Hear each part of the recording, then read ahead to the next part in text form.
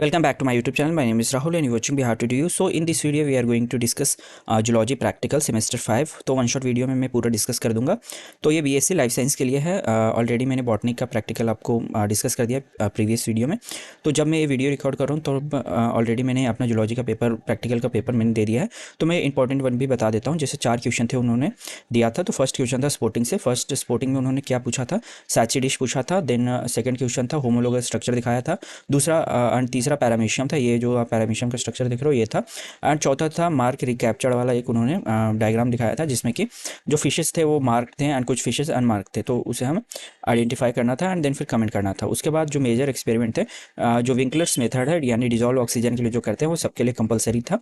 And जो third experiment है वो है क्लैडोग्राम से था।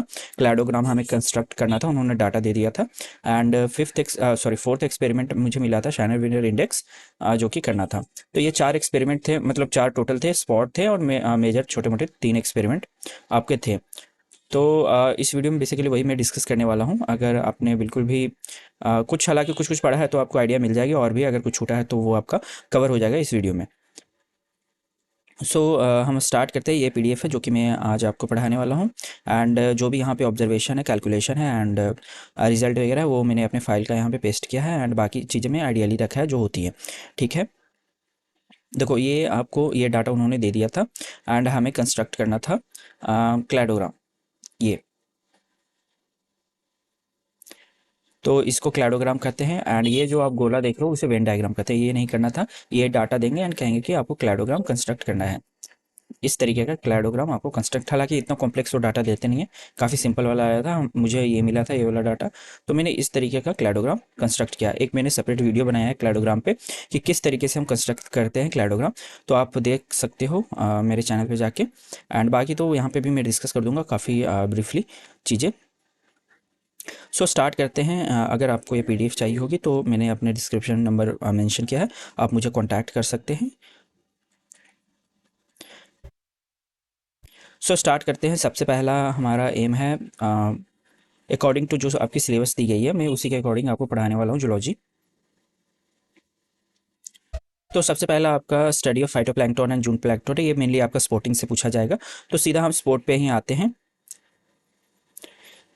तो ये आपका फाइटोप्लैंक्टन का फिगर है। डाइटम्स आपको दिख रहा है जो कि फाइटोप्लैंक्टन है। बाकी मैं कमेंट्स वगैरह रीड आउट यहाँ पे नहीं करने वाला हूँ, बस आपको स्पोर्ट का फिगर दिखा देता हूँ ताकि आप आइडेंटिफाई कर पाओ। ये वॉल्वॉक्स है जो कि आपको क्लोनिकल फॉर्म में दिख रही है। एंड उसके बाद है ये स्पायरोगैरा। ये आपने बॉटनी वगैरह में भी सेमेस्टर 1 में पढ़ा होगा, आपको अगर याद हो तो। स्पायरोगैरा स्पायरल शेप की आपको दिख रही होगी क्लोरोफिल, तो आप स्पायरोगैरा लिखोगे। ये अमीबा है, पिंकिश, कई लोग इसे पहचानते होंगे। ये एक बैच में पूछा गया था, मॉर्निंग वाले बैच में, ऑसिलेटोरिया। ये आपको कुछ इस तरीके से दिख रहे होंगे, थ्रेड लॉन्ग समथिंग ऐसा, फिलामेंट लाइक। एंड उसके बाद ये नहीं आएगा आपका। फिर हमें पूछा जो गया था वो पैरामीशियम आया था स्पॉट में, ईजी था। एंड बाकी आपको यही इंपॉर्टेंट जो एक इकोलॉजिकली रेलिवेंट कमेंट होते हैं ना वो आपको लिखना था। ये डेफनिया आप में पूछा जा सकता है क्योंकि ये इंपॉर्टेंट स्पॉट में आती है।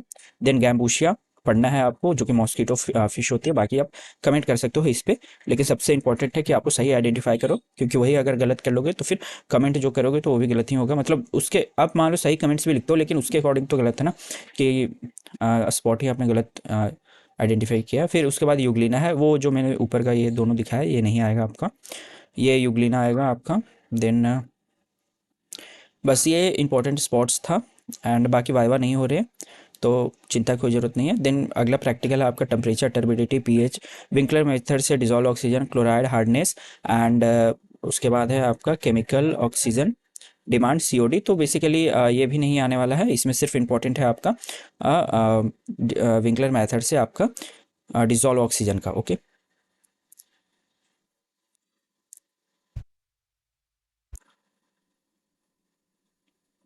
सो वेट 1 मिनट, इसको थोड़ा बड़ा कर लेते हैं। तो जो पीएच है यहाँ पे आप देख रहे होंगे, बेसिकली टेम्परेचर तो आप थर्मामीटर से निकाल लोगे। टर्बिडिटी है वो सैचिडिस से, आप ये स्पॉट में ही आएगा टर्बिडिटी लाइट पेनिट्रेशन वाला। पीएच मेनली पीएच मीटर होती है मेन चीज़ है इसमें। विंकलर मेथड से इन डिटेल रिएक्शन आपको पढ़ना है। बाकी chloride, hardness, COD and free COT, ये तीनों का हमारे में केमिकल्स नहीं थे जब क्लास हो रहे थे तब भी, एंड ये उतने इंपॉर्टेंट भी नहीं है, ठीक है। बस ये इंपॉर्टेंट है इसमें आपका DO dissolve oxygen Winkler method से, जिसमें कि टाइट्रेशन करना होता है। बाकी ये टेम्परेचर है, आप कोई थर्मामीटर होगा उसे 10 सेंटीमीटर डिप करना होता है। लंबा वाला थर्मामीटर आपने केमिस्ट्री में यूज़ किया होगा, तो उसको कोई भी वाटर सैंपल है उसमें 10 सेंटीमीटर डिप करोगे तो आपको जो भी ये रीडिंग टेम्परेचर का आ जाएगा। मेन चीज़ है टर्बिडिटी, ये स्पॉट में ही आएगी, तो इसको भी स्किप कर रहा हूँ मैं, क्योंकि जस्ट आइडेंटिफाई करना है कि ये सैची डिश है। सैची डिश का स्पेलिंग देख लो, SCCCHI सैची डिश, ठीक है, जो कि लाइट पेनिट्रेशन वगैरह के लिए। बाकी ये कैलकुलेशन वैलकुलेशन आएगा नहीं, क्या है, बस सिर्फ कमेंट करने हैं इकोलॉजिकली जो भी रिलेवेंट है उसके अकॉर्डिंग आपको वहाँ पे कमेंट करना है। मेन चीज़ आती है इसमें डिसॉल्व ऑक्सीजन, जो कि मेजर एक्सपेरिमेंट में दिया गया है, जिसमें कि आपको टाइट्रेशन करनी है। अगर आप केमिस्ट्री में काफ़ी जो लाइसेंस वाले वो टाइट्रेशन करते हैं तो इसमें ज़्यादा ऐसा आपको प्रॉब्लम नहीं होगा। सीधा मैं प्रोसीजर पे आता हूँ। प्रोसीजर में आपको क्या करना है कि आपको सैंपल दे दी जाएगी, एक बॉटल रहता है बेसिकली जिसमें वाटर सैंपल होगी, एंड वाटर सैंपल में उसमें क्या करोगे कि मैग्नीशियम सल्फेट 2 ml डालोगे, एंड मैग्नीशियम सल्फेट उसके बाद फिर आयोडीन डालते हैं। देन उसके बाद उसको अच्छे से शेक करते हैं। शेक करने के बाद क्या होता है कि उसमें ना ब्राउन पीपीटी ऐसा बन जाता है, तो फिर कंसनट्रेशन सल्फ्यूरिक एसिड, ये सब सैंपल ऑलरेडी लैब में ना प्रिपेयर करके दिया गया था हमें बोतल में, तो ये सब करने की भी ज़रूरत नहीं हुई थी। सीधा हमने क्या किया था, लास्ट स्टेप हमने इंस्ट्रक्शन मिला था कि 20 ml को टाइट्रेट करना है, तो 20 ml हमने कोनिकल फ्लास्क में लिया 20 ml, और उसमें बस एज अ इंडिकेटर उसमें स्टार्च मिलाना होता है 1 to 2 ड्रॉप। तो स्टार्च आप जब मिलाओगे तो वो कुछ आपका ब्लूइश कलर हो जाएगा, और उसको टाइट्रेट करना है अगेंस्ट, हम टाइट्रेट करते हैं सोडियम थायोसल्फाइड से, जो कि आपके ब्यूरेट में फिल होती है, एंड ड्रॉप वाइज आप टाइट्रेट करोगे तो जो इंड पॉइंट है वो कलरलेस आ जाती है, तो वही इंड पॉइंट आप रिकॉर्ड करोगे। मैं आपको ऑब्जर्वेशन टेबल ओके दिखाता हूँ, यहाँ पे है क्या, नहीं है। ऑब्जर्वेशन टेबल कुछ नहीं है, बस लिखोगे जो भी है ब्यूरेट का रीडिंग इनिशियल एंड फाइनल, 3 बार आपको रीडिंग लेनी है, एंड फिर कितना वॉल्यूम यूज्ड हुआ है सोडियम थायोसल्फेट का लास्ट कॉलम में, एंड दोनों का तीनों का डिफरेंस लिखोगे ना तो आपको समथिंग ऐसा कुछ आ जाएगा 1.8 1.6 1.8, तो 1.8 कॉन्क्रीडेंट रीडिंग होगी आपकी। एंड फिर इसके लिए फॉर्मूला होती है आपकी, वॉल्यूम तो आगे कि आपको कितना मतलब वॉल्यूम है, देन इसके लिए फॉर्मूला होती है आपकी, ये लगाओगे विंकलर्स मेथड में।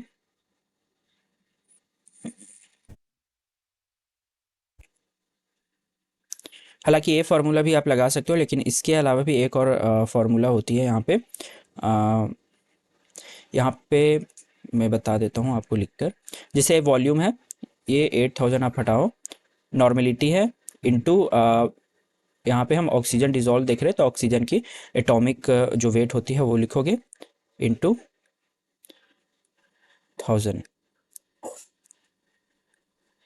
ये हालांकि मल्टीप्लाई करोगे तो 8000 ही आ जाता है, लेकिन कई लोगों का कहना होता है कि यहाँ पर 8000 कैसे ले लिया। और जो नॉर्मेलिटी है वो आपका यहाँ पे हो जाएगा 0.012 एंड 5। तो बस इसको मल्टीप्लाई करना है। मान लीजिए कि आपकी कॉन्क्रीडेंट जो रीडिंग है वो 1.8 आया, एंड हमने यहाँ पे जो वॉल्यूम सैंपल कितना लिया था कॉनिकल फ्लास्क में, मान लीजिए कि आपको 50 ml लेने के लिए भी कह सकते हैं, लेकिन इतना ज़्यादा टाइट्रेट नहीं करना होता है, आपको 10 ml या 20 ml ही कहेंगे, 20 ml हमें कहा गया था, तो हमने 20 ml लिया था सैंपल। तो बस इसी को मल्टीप्लाई कर देना है, डिवाइड कर देना है 20 से, आपका आ जाएगा mg/ml में आ जाएगा। हमारा 9 mg यहाँ पे 8 दिख रहा है, लेकिन जो हमें आया था उसमें मेरा जो रीडिंग आया था कैलकुलेशन करने के बाद वो है 9 mg/लीटर। ओके, तो ये मेनली था आपका हो गया। देन ये क्लोराइड मोहर्स वगैरह नहीं आते, मैं आपको सबसे मोस्ट इंपॉर्टेंट जो होती है वही एक्सपेरिमेंट बता रहा हूँ। मे भी कोई कॉलेज में करा दे, बट मुझे नहीं लगता, क्योंकि विंकलर्स मेथड ही इंपॉर्टेंट है ऑलरेडी। ये सब चीज़ें मतलब एक होती है ना कि उन्होंने फिक्स कर दिया तो फिक्स कर दिया।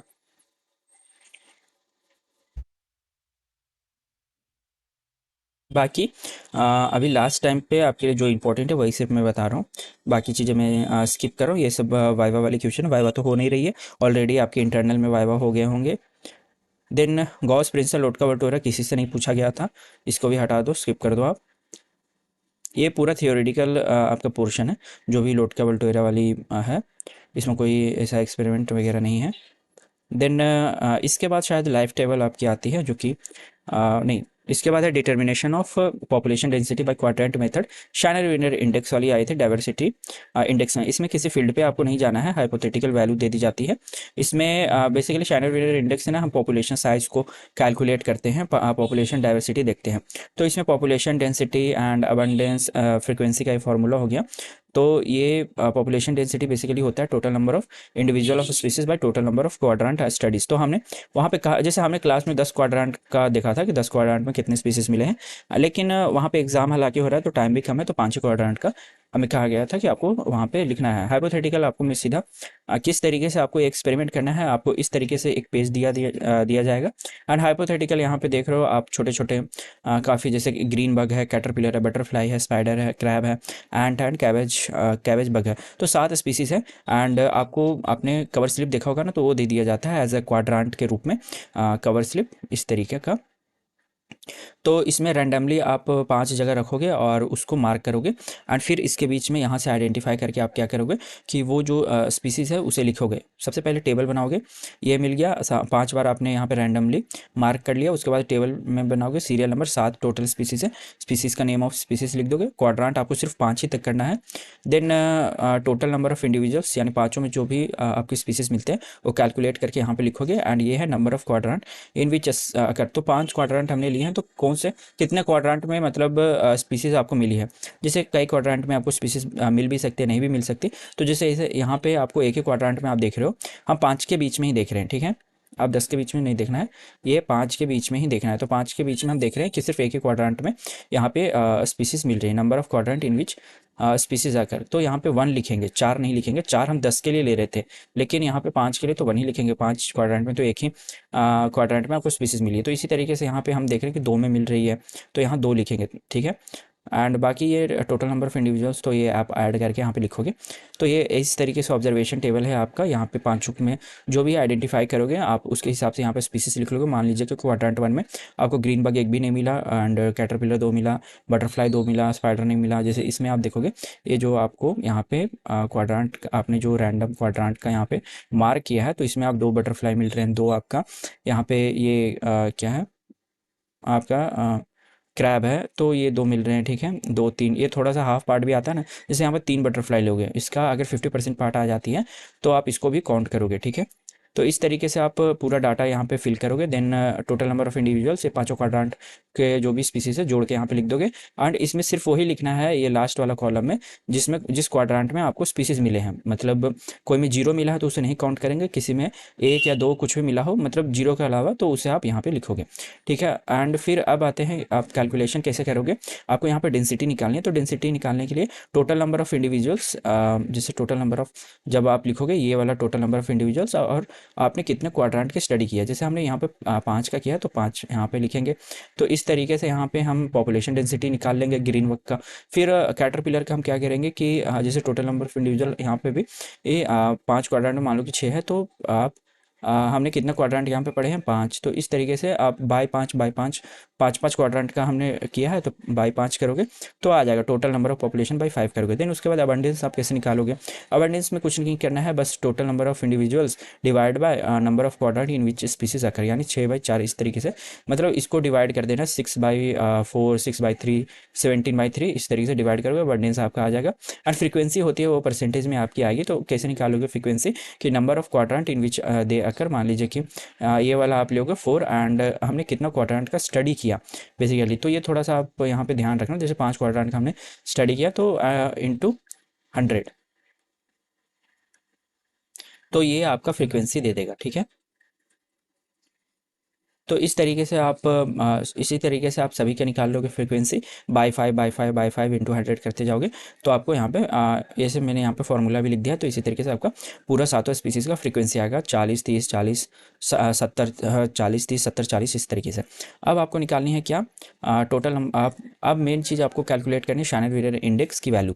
तो जो भी आपने यहाँ पे देखा है टोटल नंबर ऑफ जैसे इंडिविजुअल्स, तो ये पूरा आपका ये स्मॉल इन बेसिकली होता है, लेकिन ये पूरा आप वैल्यू को कैलकुलेट कर दोगे, मतलब सभी को ऐड करके फाइनल यहाँ पे मान लीजिए लिखोगे तो ये कैपिटल एन, जैसे यहाँ पे ये सभी को ऐड करोगे तो आपका कुछ 59 इस तरीके से आ जाएगा, ठीक है।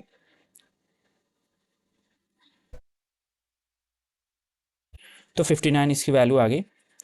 तो शाइनर इंडेक्स निकालने के लिए एक फार्मूला होती है एच इक्वल टू, यहाँ पे शुरुआत में ही फार्मूला मैंने दिखाया था, आपको ये निकालना है H dash equal to minus minus sign अप मत छोड़ना, summation P I L N P I. तो सबसे पहले आप P I, sorry, P I and L N P I आप निकालोगे। कैसे निकालोगे? तो जो पी आई होती है वो बेसिकली आपका, तो N by P I equal to होती है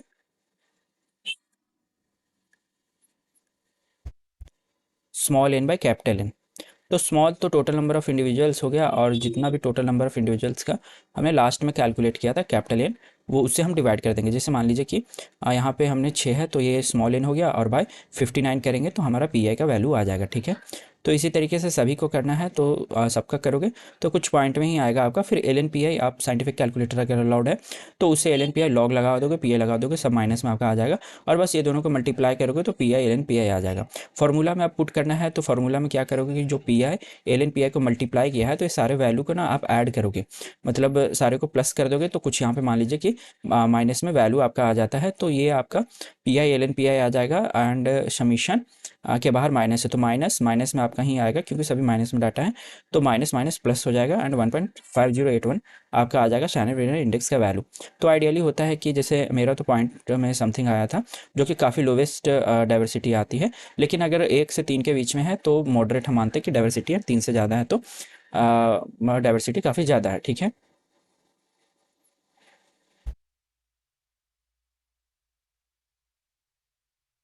ये कुछ इस तरीके का है।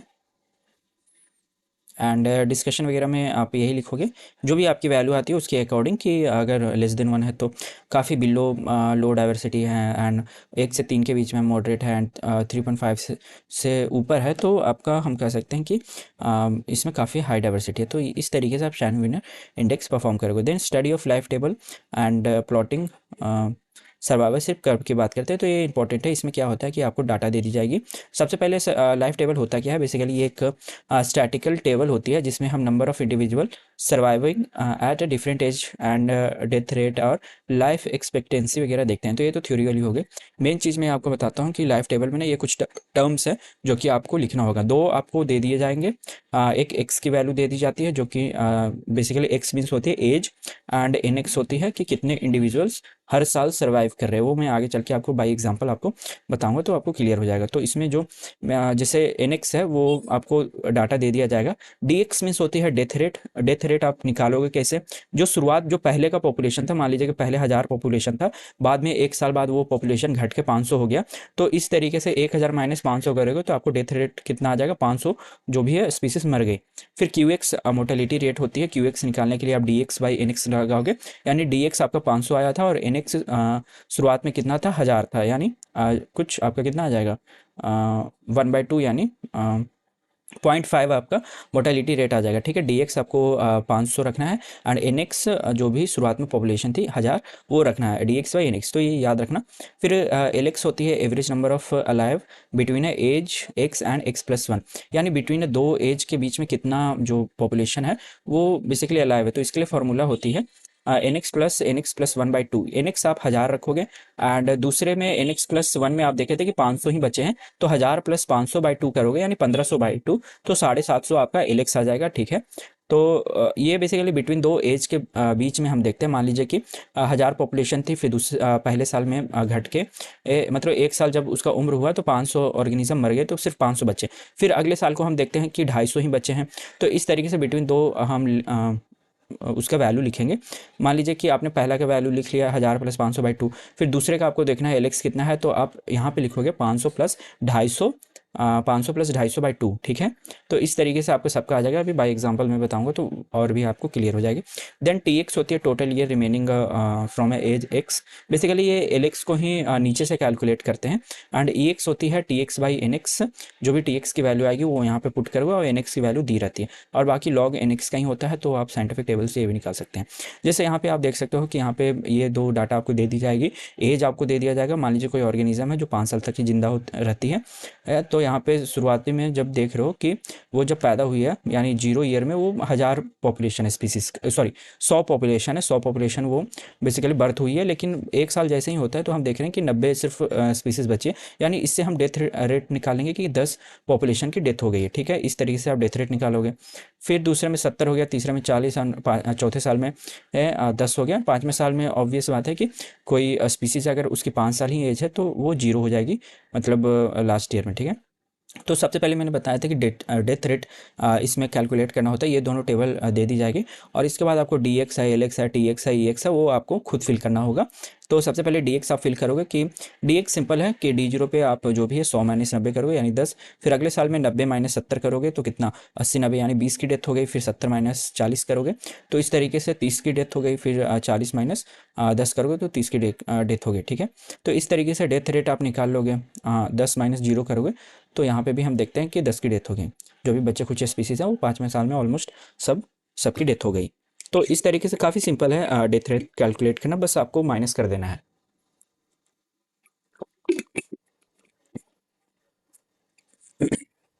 एंड अब क्यू एक्स पे आते हैं। क्यू एक्स मोर्टेलिटी रेट होती है। एंड मोर्टेलिटी रेट आप निकालो कैसे, D x by N x, यानी डी एक्स की वैल्यू लिखो एंड देन एन एक्स यानी 10/100 करोगे तो आपकी 0.10 आ जाएगा। फिर इसके लिए डी एक्स निकालना है, क्यू एक्स निकालना है तो 20/90 करोगे। 30/70 करोगे तो ये वैल्यू आपका आ जाएगा। 30/40 करोगे तो ये वैल्यू आ जाएगा। एंड 10/10 करोगे तो 1 आ जाती है, 0/0 नॉट डिफाइंड, ठीक है। तो इस तरीके से आप क्यू एक्स निकाल लोगे। Q X equal to D x by N X होता है। तो इस फार्मूले से आप इजीली निकाल सकते हो। देन आते हैं अब एल एक्स पे। तो एल एक्स मैंने बताया था कि एल एक्स कैसे निकालोगे आप। तो L X equal to N X plus N X plus 1/2 होता है, यानी बिटवीन दो डिफरेंट एज के बीच में होती है। जैसे कि यहाँ पे आप देखो, अ, जैसे यहाँ पर 100 90 70 40 फिर 10 हो गया, फिर 0 हो गया। तो सबसे पहले हमें इसका निकालना, मान लो कि हमें 0 ईयर का निकालना है, L0 के लिए। तो 100 हमने शुरुआत में था एन एक्स, फिर एन एक्स प्लस 1 कितना था, मतलब अगले साल में कितना हो जा रहा है 90, और बाई 2 होता है, ये फॉर्मूला में ही होता है। बाई 2 करोगे, दोनों को ऐड करके डिवाइड कर दोगे, 95। फिर L1 के लिए निकालना है तो हमें देखना पड़ेगा कि L1 में बेसिकली कितने पॉपुलेशन थे एक साल में, 90 थे। फिर एन एक्स प्लस 1 यानी 70, 90 प्लस 70/2 करोगे तो आपका ये आ जाएगा। So sorry. उसके बाद फिर इसी तरीके से आप L2 के लिए निकाल लोगे। 70 प्लस जो भी है नेक्स्ट ईयर में कितने बचे हैं, 40/2 करोगे, फिर ये आ जाएगा। फिर नेक्स्ट करोगे 40 प्लस 10/2। तो इस तरीके से सारे वैल्यू आपके आ जाते हैं। कुछ इस तरीके से आपके वैल्यू होते हैं। 0 ईयर में 95, फर्स्ट ईयर में 80, ये फिर सेकेंड ईयर में 55 25 एंड 5। अब आते हैं टी एक्स निकालेंगे। टी एक्स हमेशा मैंने कहा था कि बॉटम से निकालते हैं। बॉटम मीन्स कि मान लो कि यहाँ पे आपने एक टेबल यहाँ पे बना दिया अलग। देखो यहाँ पे टेबल ये बना है, ये टी एक्स का, ओके नहीं बना है, कोई बात नहीं। तो ये टी एक्स आप देख रहे हो इस तरीके से। तो यहाँ पे क्या करना है कि सबसे पहले टी एक्स बॉटम से कैलकुलेट करनी है। तो बॉटम से कुछ नहीं है, बस ऐड करते जाना है। ये 5 है तो 5 आप लिख दोगे इसमें। देन फिर ये दोनों को कैलकुलेट करके यहाँ पे लिखना है इस कॉलम में। 25 प्लस 5 तो 30 हो जाएगा आपका।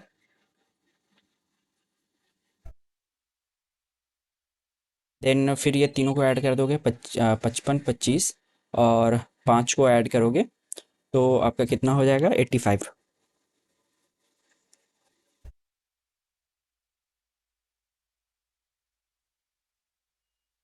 देन ये फिर चारों को ऐड कर दो आप, एंड ये चारों को ऐड करके यहाँ लिखोगे,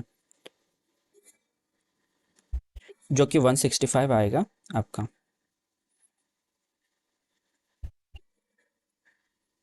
एंड फिर इसमें आप क्या करोगे, पाँचों को ऐड कर दोगे,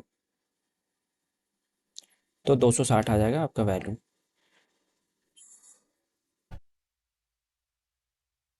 सो ये इस तरीके से आप टी एक्स निकालोगे। सबसे नीचे से आप जोड़ना स्टार्ट करोगे, पाँच पाँच पाँच 30, फिर तीनों को ऐड करोगे 85, फिर चारों को ऐड करोगे 165, फिर पाँचों को ऐड करोगे 260। तो टी एक्स का क्या, ई एक्स मीन्स होती है कि लाइफ एक्सपेक्टेंसी। तो इसके लिए T x by N X होता है, यानी टी एक्स आप देख रहे हो 260, और एन एक्स जीरो ईयर में कितना था, मान लो 100 था, तो 100 से डिवाइड करोगे। 165 में एन एक्स कितना था, दूसरे मतलब दूसरे साल में हम देख रहे थे कि 10 की डेथ हो गई, 90 बचा था, तो 90 से डिवाइड करोगे, फिर 70 से डिवाइड करोगे, 40 से करोगे, 5 से करोगे। तो इस तरीके से आपका ई एक्स यहाँ पे आप देख रहे हो 260/100 शुरुआती में ई जीरो पे, फिर 165/90, 85/70, T x by N X आप लगाना फॉर्मूला बस। इस तरीके से आपका पूरा टेबल बन गया। ये यहाँ पे मैंने समराइज़ कर दिया है, एक बार फिर से बता देता हूँ। जैसे आपको दो डाटा दे दी जाएगी, X N X and D x आपको निकालना है। कैसे निकालोगे, डेथ रेट आपको जो भी बड़ा वाला नंबर है उससे अगले साल वाले में माइनस करोगे तो 10 आ जाएगा, 90 में से 70 करोगे 30 आ जाएगा, 70 में से 40 करोगे 30, 40 में से 10 करोगे 30, एंड लास्ट में तो ऑलरेडी सब मर जाती है जीरो, तो 10 आपका आ जाएगा। फिर एल एक्स आप कैसे निकालोगे, सॉरी ये एल एक्स नहीं है, ये क्यू एक्स है। क्यू एक्स मीन्स होती है आपकी मोर्टेलिटी रेट। तो इसके लिए फॉर्मूला है basically d x by N x, यानी डी एक्स आपको 10/100 करोगे तो आ जाएगा, फिर 20/90 करोगे तो आ जाएगा, 30/70 करोगे तो आ जाएगा। ठीक है, एल एक्स की बात करते हैं तो एल एक्स इक्वल टू, मतलब एल एक्स होती है दो दो एज के बीच में जो भी होते हैं। जैसे 100 + 90/2 करोगे तो आपका एल एक्स आ जाएगा, 90 + 70/2 करोगे तो 80 आ जाएगा। तो इस तरीके से L x and T x के लिए होती है लोअर पोर्शन से आप कैलकुलेट करोगे। जैसे 5 है, फिर 5 25 को जोड़ोगे तो 30 आ जाएगा, फिर ये तीनों को जोड़ोगे 85 आ जाएगा, फिर चारों को जोड़ोगे 165 आ जाएगा, एंड पाँचों को जोड़ोगे तो 260 आ जाएगा। तो ये टी एक्स आपको कुछ बॉटम से कैलकुलेट करना है एल एक्स का वैल्यू। ठीक है, एंड ई एक्स बराबर होती है, ई एक्स यहाँ मैंने फॉर्मूला लिख दिया, t x by N x, यानी टी एक्स का वैल्यू 260 रखो और एन एक्स 100 है, तो ये आपका आ जाएगा ई एक्स। इसमें 165/90 रखोगे तो 1.83 आ जाएगा, फिर 85/70 रखोगे तो कुछ इस तरीके से पूरी वैल्यू आ जाएगी। देन सर्वाइवरशिप में ना तीन तरीके के कर्व बनते हैं, टाइप 1, टाइप 2, टाइप 3। जो टाइप 1 होती है वो बेसिकली ह्यूमंस वगैरह को हम लेते हैं, कंसीडर करते हैं, ह्यूमन, मैमल्स एंड ड्रोसोफिला को कंसीडर करते हैं। इसमें क्या होता है टाइप 1 ग्राफ में, कि जो इनिशियल जुवेनाइल स्टेज है वहाँ पे हाई सर्वाइविंग होती है अर्ली लाइफ पे, एंड जैसे जैसे वो उनकी एज ओल्ड होती जाती है उनकी मोर्टेलिटी रेट गिरती जाती है। तो इसमें आपको डाटा, तो यही दो डाटा जो आप यहाँ पे देख रहे हो ना, एज का and number of population survive, ये दोनों डाटा को ही आपको लेकर ग्राफ प्लॉट करना है। तो एज का जो आप यूनिट लोगे वो है एक्स एक्सिस पे, एंड वाई यानी पॉपुलेशन का लोगे वो आप number of individuals y axis पे लोगे। ठीक है, तो पहले आप टाइप 1, टाइप 2, टाइप 3 समझ लो। तो टाइप 1 में क्या होता है कि शुरुआती में आप यहाँ पे ग्राफ देख रहे हो कि सर्वाइविंग रेट अच्छी है, यानी काफ़ी ग्राफ ऊपर ऊपर आपको दिख रही है, लेकिन जैसे ही ओल्ड होती जाती है यानी एज के साथ इसकी मोर्टेलिटी मोर्टेलिटी मीन्स की डेथ होना स्टार्ट हो जाती है। तो सडन आप देख रहे हो यहाँ पर डिक्लाइन आ रही है, यानी डेथ रेट शो कर रही है। ठीक है, तो ये कुछ हम इसे कॉन्वेक्स कर्व कहते हैं। एंड उसके बाद टाइप 2 में कुछ इस तरीके का कर्व आता है जो कि डायगोनल या लीनियर कर्व हम कहते हैं, जिसमें क्या होता है कांस्टेंट होता है, यानी इसमें ऐसा कोई है नहीं, ऑल जो भी थ्रू आउट द लाइफ है उसमें जो डेथ की रेट है वो कांस्टेंट होती है, वर्ड्स में वगैरह होती है। देन जो थर्ड टाइप है वो है कॉनकेव। कॉनकेव कुछ इस तरीके का सी तरीका, कॉनकेव को आप ऐसे याद रखो, कॉनकेव मीन्स कैविटी होना। तो यहाँ पे आप देख रहे हो कैविटी एक बन रही है गड्ढे जैसा। तो इस तरीके से शुरुआत में आप देख रहे हो कि ग्राफ काफ़ी नीचे आ रही है, मीन्स की मोर्टेलिटी रेट यानी जुवेनाइल स्टेज पे मोर्टेलिटी रेट है यानी डेथ, लेकिन बाद में क्या है कि कर्व आपका सीधा हो गया, यानी सर्वाइव करती है, यानी लेटर एज में यहाँ पे हायर मोर्टेलिटी होती है अर्ली लाइफ में, लेकिन लेटर जो एज है वहाँ पे वो सर्वाइव करती है। तो ये टाइप 3 बेसिकली इंसेक्ट्स वगैरह में, फिशेस वगैरह में होती है। अब ये क्वेश्चन आप देखो, जैसे ये आपको दे दी जाएगी एक्स एंड जो भी एन एक्स का डाटा, यानी ये age and number of individuals, और बाकी ये कैलकुलेट करने के लिए मैंने बता दिया है। तो लेकिन ग्राफ सिर्फ ये दोनों आपके डाटा से बनेंगे। ठीक है, तो इसमें आपको एज जो है 1 ईयर, 2 ईयर, 3 ईयर, ये आपको एक्स एक्सिस पे रखना है, एक्स एक्सिस पे रखना है। देन जो ये वाली आप डाटा देख रहे हो इसे वाई एक्सिस में आप रखोगे। तो यूनिट अपने अकॉर्डिंग ले लेना, जैसे इसका तो 1 2 3 4 ऐसे लिख लेना आ जाएगा, लेकिन इसका आप लिखना जैसे सबसे लोवेस्ट 6 है तो आप जो 10 डिवीज़न को आप ऐसा ले सकते हो। 10 डिवीज़न का आप कितना ले लो, 100 तो लेना ही पड़ेगा, 100 ले लो, मान लो 100 ले लो तो 1000 आपका हो जाएगा। तो फिर इसके अकॉर्डिंग आपको क्या करना है कि जो फर्स्ट स्टेज है मान लो कि 1000 पॉपुलेशन है, तो यहाँ पे कुछ पॉइंट आपका आएगा। ठीक है, सॉरी यहाँ पे आएगा। देन फिर आपका सेकंड में देख रहे हो कि डिक्लाइन कर रही है, यानी कुछ यहाँ पे आएगा। एंड थर्ड में और डिक्लाइन कर रही है, एंड फोर्थ में और डिक्लाइन कर रही है। यानी जब आप ग्राफ सभी पॉइंट्स को जोड़ोगे तो कुछ इस तरीके से आपका सी टाइप का डिक्लाइनिंग ग्राफ है, यानी टाइप 3 का ग्राफ है ये।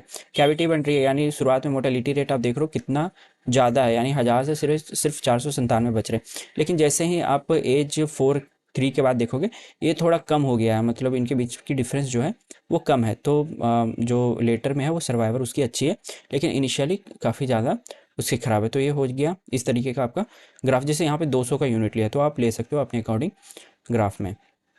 तो रिजल्ट को इंटरप्रिटेट कैसे करोगे, लिखोगे कि जो भी steep drop in early age में काफ़ी ज़्यादा है, वेरी हाई है juvenile mortality, and after age 3 हम देखते हैं कि जो इंडिविजुअल है उसकी सर्वाइवल काफ़ी अच्छी है, मतलब लॉन्गर है।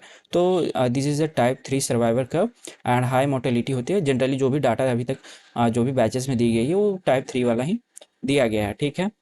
अब मार्क रिकैप्चर टेक्निक काफ़ी आसान है, स्पोर्टिंग में ही आया था।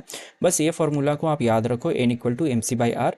इसमें एन आपको फाइंड आउट करना है, एंड एम जो होती है वो बेसिकली शुरुआत में हम कितने ऑर्गेनिज्म को मार्क करते हैं। मार्क मीन्स आप इस तरीके से कोई, जैसे हमें पॉपुलेशन निकालनी है ना, तो उसको मार्क करना ज़रूरी है। जैसे इस तरीके का बेल्ट पहना देना, या फिर फिशेज है उस पर कोई पेंट लगा देना, ठीक है।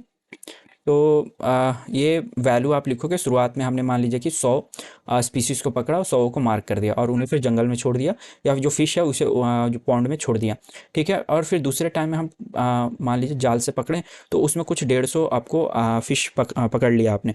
तो टोटल यहाँ पे सी में आप 150 लिखोगे बाई आर। आर क्या है, रिकैप्चर्ड मार्क, यानी 150 जो हमने पॉपुलेशन पकड़ा है उसमें से हम देखते हैं कि कितने मार्क वाले वापस पकड़ाए हैं, ठीक है। कितने मार्क वाले वापस को हमने पकड़ा है। तो 150 में से तो जैसे शुरुआत में हमने 100 को किया था, तो 150 में 150 पकड़ा है, तो उसको उसमें 60 या 70 ही हमें मार्क मिल सकते हैं, या और भी कम मिल सकते हैं। तो जो मार्क वाले हैं ना, सिर्फ उसकी वैल्यू यहाँ पे लिखोगे, ठीक है। एंड सी की जगह आप टोटल 150 लिखोगे। एम शुरुआत में हमने कितना मार्क किया था, यानी 100 को मार्क किया, तो 100 इंटू 150 बाय एंड मान लो कि 60 हमें दूसरे बार में मिले मार्क वाले, तो यहाँ पे 60 की वैल्यू पुट करोगे, एंड देन फिर बस मल्टीप्लाई एंड डिवाइड कर दो, आपका एन का वैल्यू आ जाएगा। लेकिन इसमें कुछ अजम्पशन होते हैं, जैसे अजम्पशन ये है आइडियल होना चाहिए, जैसे कोई भी लाइक माइग्रेशन नहीं होना चाहिए, जो भी स्पीसीज़ है उनके बीच में डेथ नहीं होना चाहिए, हंटिंग नहीं होना चाहिए। इससे क्या है कि पॉपुलेशन साइज में मिस कैलकुलेशन हो सकती है। तो ये कुछ है डिसएडवांटेजेस, एंड काफ़ी स्मॉल साइज एरिया को भी हम कंसीडर करते हैं, खास करके ये उन स्पीसीज़ के लिए है जो ज़्यादा मोबाइल स्पीसीज़ होते हैं, घूमते फिरते रहते हैं। तो ये टेक्निक जो है उनके लिए काफ़ी इंपॉर्टेंट हो जाती है। Then study of homology, analogy and homoplasmy, ये आपके स्पॉटिंग में आया था। तो होमोलॉजी को आप ये डायग्राम देख लो। होमोलॉजी मीन्स होती है कि जो ओरिजिन है वो कॉमन होती है, लेकिन फंक्शन इनके होते हैं वो डिफरेंट आपके हो जाते हैं, ठीक है। हॉर्न एंड टेंड्रिल ये भी आपके होमोलॉजी है, ये इंसेक्ट का माउथ का पार्ट है, ये भी होमोलॉजी है। एनालॉगस मीन्स होती है कि डिफरेंट ओरिजिन बट फंक्शन जो होती है उनकी सेम होती है, ये कन्वर्जेंट इवोल्यूशन को शो करते हैं। ये बर्ड की विंग है, इंसेक्ट की विंग है, एंड फ्लिपर पेंगुइन, ये आई ऑफ ऑक्टोपस, ये एनालोगस है। आपको फंक्शन तो देखने का काम कर रहा है दोनों, बट इनके ओरिजिन डिफरेंट हैं। Cactus and citrus thorn. फिर होमोप्लाज्मी क्या होता है, होमोप्लाज्मी बेसिकली वो दिखते सिमिलर हैं बट ओरिजिन उनका मतलब डिफरेंट होता है। Similarity without a common ancestry, तो ये बेसिकली आपके कन्वर्जेंट इवोल्यूशन का ही एग्जांपल है। मतलब होमोप्लाज्मी आप लिखोगे, इसमें body shape of shark, dolphin है, इस्टियोफेगस, फिर लिमलेस स्नेक एंड लिजार्ड, ये होमोप्लाज्मी है। फिर बटरफ्लाई, दिखते सभी सिमिलर है बट उनके जो कॉमन ओरिजिन है वो आपका डिफरेंट हो सकता है। तो ये होमोप्लाज्मी में आ गया। ये देखो यूफोर्बिया और कैक्टस दिखेंगे आपको सिमिलर बट इनके ओरिजिन अलग हैं। तो ये आपका स्पोर्टिंग वाला पार्ट हो गया। एंड ऑलरेडी मेजर एक्सपेरिमेंट मैंने डिस्कस कर लिया है। And construction of cladogram using A morphological character, कैसे करोगे क्लैडोग्राम को कंस्ट्रक्ट, काफ़ी मैं यहाँ पे ब्रीफ में बताने वाला हूँ। जैसे ये आपको डाटा है, एंड ये डाटा में आप देखो कि वर्टिब्रेट कॉलम सब में मिल रहा है, तो आप कंस्ट्रक्ट करना स्टार्ट करो। कि सबसे पहले आप कॉमन, या फिर मैं अपना वो डाटा दिखाता हूँ आपको, हाँ, इस डाटा को आप देखो, ये डाटा दे दी गई है। वर्टिब्रे सब में मिल रहा है, shark, bull frog, kangaroo, human में। फिर लिम्स है आपको यहाँ पे बुल फ्रॉग से मिल रहा है, एंड मेमरी ग्लैंड है कंगारू से मिल रहा है, प्लेसेंटा सिर्फ ह्यूमन में मिल रहा है। इसको कंस्ट्रक्ट करना काफ़ी ईजी है। कॉमन जो फीचर है वो उसे आप यहाँ रखोगे। वर्टिब्रेट सब में मिल रहा है। फिर शार्क, शार्क में देख रहे हो, शार्क के बाद फिर एक नया कैरेक्टर आ गया, टू पेयर्स ऑफ लिम्स, जो कि बुल फ्रॉग में है। फिर एक नया कैरेक्टर आ गया, मेमरी ग्लैंड, जो कि कंगारू में होती है। फिर एक नया कैरेक्टर आ गया, प्लेसेंटा, जो कि ह्यूमन में होती है। इस तरीके से जब नया कैरेक्टर आता है तो लिखते जाते हैं उस तरीके से। जैसे शार्क में आपको टू पेयर लिम्ब या मेमरी ग्लैंड, प्लेसेंटा नहीं मिलते हैं, तो इसलिए इसे पहले लिखा है। फिर नया कैरेक्टर आया तो बुल फ्रॉग में, फिर नया कैरेक्टर आया तो कंगारू में, फिर प्लेसेंटा। ये जो दिखाती है ना, ये टू पेयर ऑफ लिम्ब। इसके आगे जो भी स्पीसीज आप bull frog, memory, bull frog, kangaroo देख रहे हो, वो बेसिकली उसमें लिम्स आपको मिलेंगे। मेमरी ग्लैंड कंगारू ह्यूमन में दोनों मिलेंगे, लेकिन प्लेसेंटा सिर्फ ह्यूमन में मिलता है। लेकिन वर्टिब्रेट की बात करें तो ये सभी में आपको मिल रहा है। तो ये इस तरीके से कॉमन हो गया वर्टिब्रेट।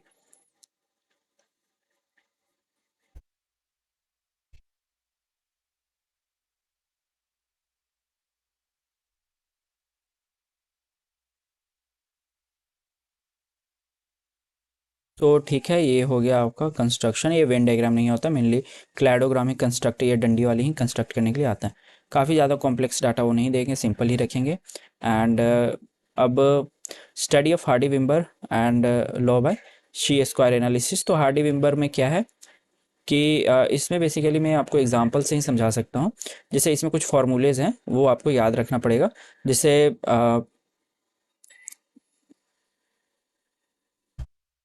ये फार्मूला आप याद रखो, x square equal to summation observe minus expected by expected का होल स्क्वायर। ये हालांकि जो आप देख रहे हो ना, ये क्लास में अगर प्रैक्टिस करोगे तो भी आएगा, वरना अभी यहाँ पे मैं समझा दूंगा तो ये समझ में नहीं आएगा। फिर भी ट्राई करता हूँ।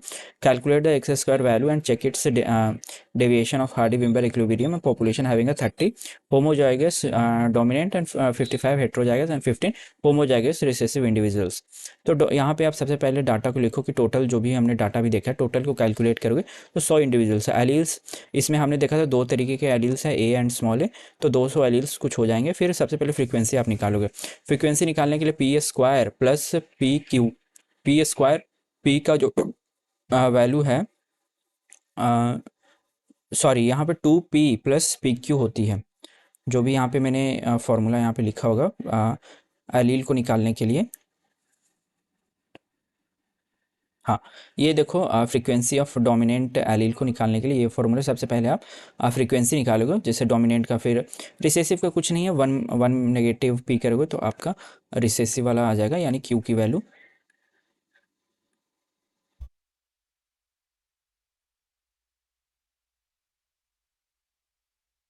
तो इसमें 2 और ए की वैल्यू 30 था, तो 2 × 30 करोगे, प्लस नंबर ऑफ, ये हेट्रोजाइगस वाली, हेट्रोजाइगस में हमने कितना देखा था, हेट्रोजाइगस में 40 है, तो 40 यहाँ पे पुट करोगे।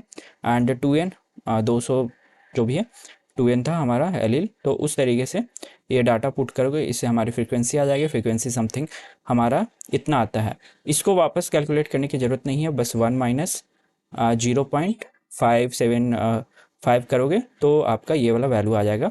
डिग्री ऑफ फ्रीडम 1 ही होती है बेसिकली।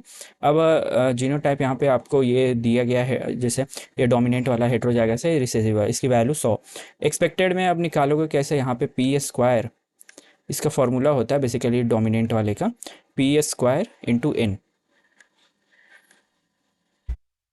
ये फार्मूला ऊपर भी लिखा है, मैं दिखा देता हूँ आपको। आपको यही फार्मूला यहाँ पे लगाना है।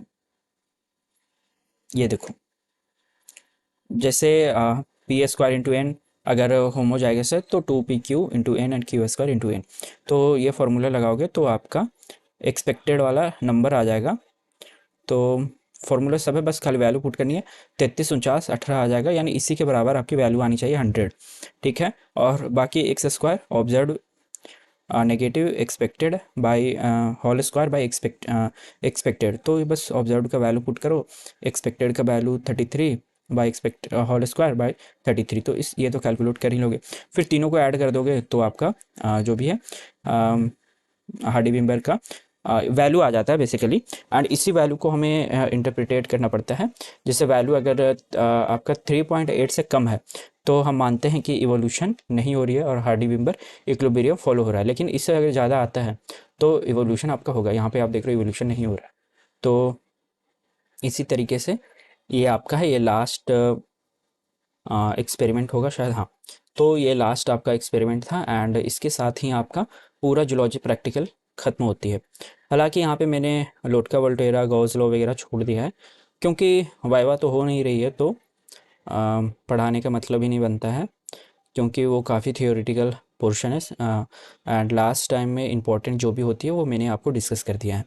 सो मेरे चैनल को ज़रूर सब्सक्राइब कर लें एंड वीडियो को लाइक कर लें क्योंकि अपकमिंग सारे मैंने मतलब आने वाले जो भी वीडियोस हैं वो सेमेस्टर 5 के लिए मैं केमिस्ट्री की जो भी थ्योरी का पेपर है, बॉटनी का पेपर है एंड जूलॉजी का पेपर है, उससे रिलेटेड वीडियो भी मैं अपलोड कर रहा हूँ धीरे धीरे। एंड बाकी आपको स्टडी मटेरियल चाहिए सिर्फ इस सेमेस्टर के लिए तो आप मुझे कांटेक्ट कर सकते हैं एंड इसकी चार्ज होगी 149।